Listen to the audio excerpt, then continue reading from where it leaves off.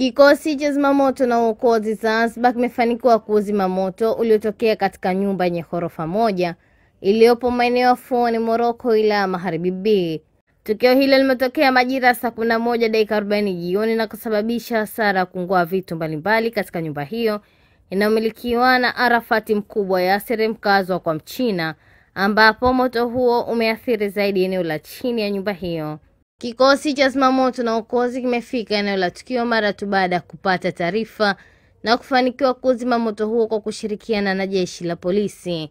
Sheha wa shehia hiyo Karume Ali Muhammad amesema amepokea taarifa kwa wananchi kuwa kuna nyumba inaungua moto na kuchukua hatua ya kupiga simu kwa kikosi cha zimamoto na uokozi kwa msaada zaidi.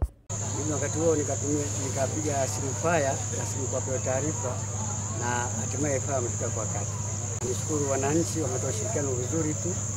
Nitoa wito kwa jamii kwenye nyumba hizi ambazo tunazijenga lakini hasikai watu. Basi ni vizuri tuweke watu wanaangalizi. Staff Sergeant kutoka kikosi cha zimamoto Salama Zahrani Mbaruko amewataka wananchi endapo yanapotokea majanga ya moto wasisite kupiga simu namba 114 ili kuwezesha kufika katika tukio kwa wakati na kufanya kazi kwa ufanisi. Inapotokea majanga kama haya ya moto, wasisite kupiga namba yetu ya dharura 114 ili kuwahi kuyadhibiti majanga kama haya ya moto yanapotokea. Naye shuhuda tukio hilo Here Hassan Ali anaelezea jinsi ya tukio hilo lilivyotokezea na kukipongeza kikosi cha zimamoto na uokozi kwa kufika kwa wakati na kufanikiwa kuzima moto huo. Kutoka nyumbani kaja mbio hapa, kufika hapa nakuta moshi mwingi sana uko juu ya paa. Na moto unawaka pembe zote za nyumba.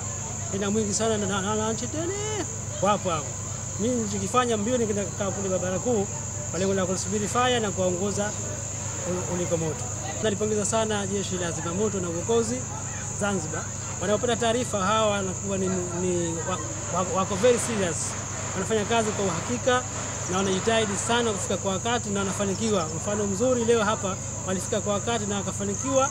Kwa mimi nalipongeza sana hili jeshi. Nikiripoti Lafhat Muhammad.